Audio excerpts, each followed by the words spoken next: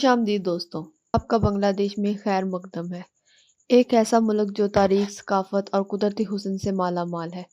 اس video میں ہم اس خوبصورت ملک کے مختلف پہلوؤں کا جائزہ لیں گے، شہروں کی چمک دمک سے لے کر دیہات کی خاموشی تک، مزیدار کھانوں سے لے کر تاریخی مقامات تک۔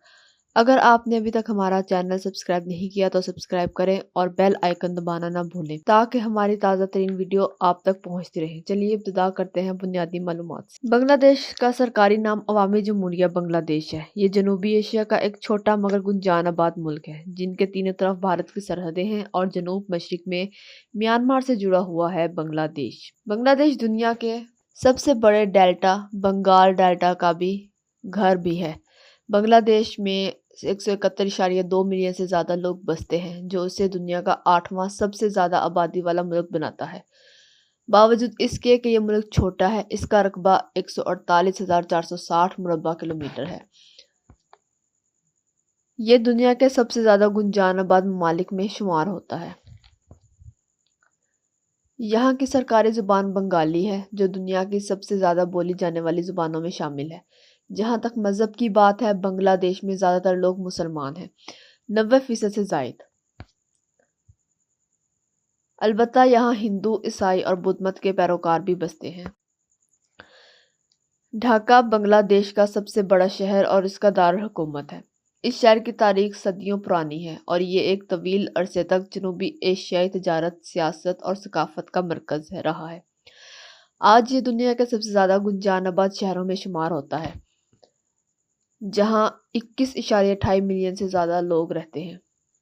گزشتہ چند دہائیوں میں بنگلہ دیش نے معاشی ترقی میں قابل ذکر کامیابیاں حاصل کی ہیں۔ ملک کی معیشت کا اہم ستون ریڈی میڈ گارمنٹس کا شعبہ ہے۔ زراعت، شپ بلڈنگ اور مچھلیوں کی صنعت بھی یہاں کی معیشت کے اہم حصے ہیں۔ بنگلہ دیش کی کرنسی ٹکا ہے۔ تیز معاشی ترقی کے باوجود ملک ابھی بھی اپنی بنیادی ڈھانچے کی بہتری اور عوام کے معیار زندگی کو بہتر بنانے پر زور دے رہا ہے۔ اب بات کرتے ہیں بنگلہ دیش کے مزیدار کھانوں کی۔ بنگالی کھانوں میں مختلف ذائقے اور مصالحوں کی بھرپور آمیزش ہوتی ہے۔ مشہور کھانوں میں ہلسا مچھلی کا سالن، کچی بریانی اور پٹھا شامل ہے۔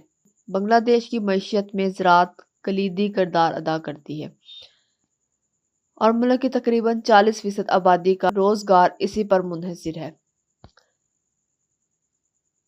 اہم فصلوں میں چاول، گنا، چائے اور گندم شامل ہے۔ چاول بنگلہ دیش کی بنیادی غذا ہے۔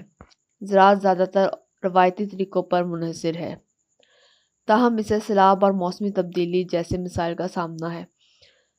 حکومت جدید بیج آپاشی کے نظام اور زرعی سبسڈی کے ذریعے زراعت کو فروغ دینے کی کوشش کر رہی ہے۔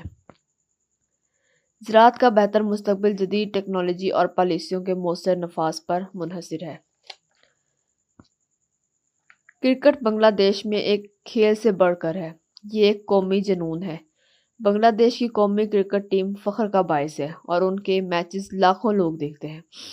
یہاں لوگ کھیتوں اور گلیوں میں کرکٹ کھیلتے نظر آتے ہیں۔ دیگر مشہور کھیلوں میں فٹ بال، کبڈی اور ہاکی شامل ہے۔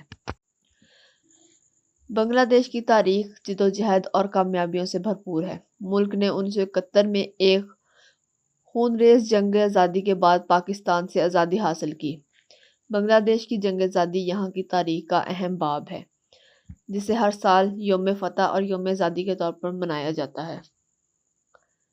بنگلہ دیش تاریخی ورثے سے مالا مال ملک ہے، جہاں مختلف ثقافتوں اور ادوار کی یادگاریں موجود ہیں۔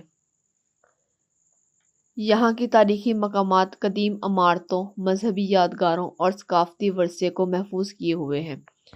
کچھ اہم تاریخی مقامات کی آپ کو سیر کرواتے ہیں۔ ڈھاکہ میں واقع مغل دور کا مشہور قلعہ، جو 17ویں صدی میں تعمیر ہوا، یہ مغل فن کی تعمیر خوبصورت مثال ہے۔ یہ قدیم بدھ مت خانقاہ ہے جو 8ویں صدی میں تعمیر ہوئی اور یونیسکو عالمی ورثہ سائٹ کا حصہ ہے۔ اب ہم چلتے ہیں شہید مینار کی طرف۔ ڈھاکہ میں بنگالی زبان تحریک شہداء یادگار، جو قومی تاریخ میں ایک اہم مقام رکھتی ہے۔ بغیر ہاٹ کی 60 گنبد والی مسجد اسلامی فن تعمیر کا ایک شاہکار، جو 15ویں صدی میں تعمیر ہوا اور یونیسکو عالمی ورثہ سائٹ میں شامل ہے۔ یہ مقامات بنگلہ دیش کی تاریخ، ثقافت اور مذہبی ورثے کی جھلک پیش کرتے ہیں، جو سیاحوں کے لیے خصوصی دلچسپی کا باعث ہے۔ بنگلہ دیش کو دریاؤں کی سرزمین کہا جاتا ہے، جہاں 700 سے زائد دریا بہتے ہیں۔ ملک کا دوسرا نام بنگال ڈیلٹا اس وسیع دریا نظام کی وجہ سے مشہور ہے۔ ایک اور حیرت انگیز بات یہ ہے کہ بنگلہ دیش دنیا کی سب سے بڑی پناہ گزین آبادی میں سے ایک کا میزبان ہے، جہاں روہنگیا مہاجرین کو میانمار سے پناہ دی گئی ہے۔ بنگلہ دیش کا سفر کرنے کے لیے آپ کو ویزا کی ضرورت ہوتی ہے، اور ویزے کی کئی اقسام دستیاب ہیں، جیسے سیاحتی ویزا، کاروباری ویزا، ملازمت ویزا، طلبہ ویزا اور ٹرانزٹ ویزا۔ ہر ویزے کی نوعیت سفر کے مقصد کے مطابق ہوتی ہے۔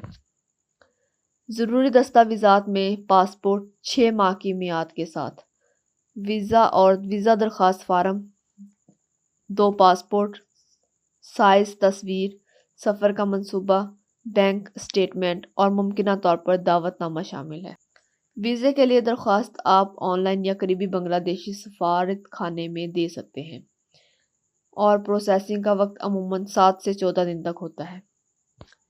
ویزے کی فیس کا انحصار ویزے کی قسم اور آپ کے ملک پر ہے، اور یہ $50 سے $100 امریکی ڈالر کے درمیان ہو سکتی ہے۔ سیاحتی ویزا عام طور پر 30 دن کے لیے ہوتا ہے، اور اسے 60 دن تک بڑھایا جا سکتا ہے۔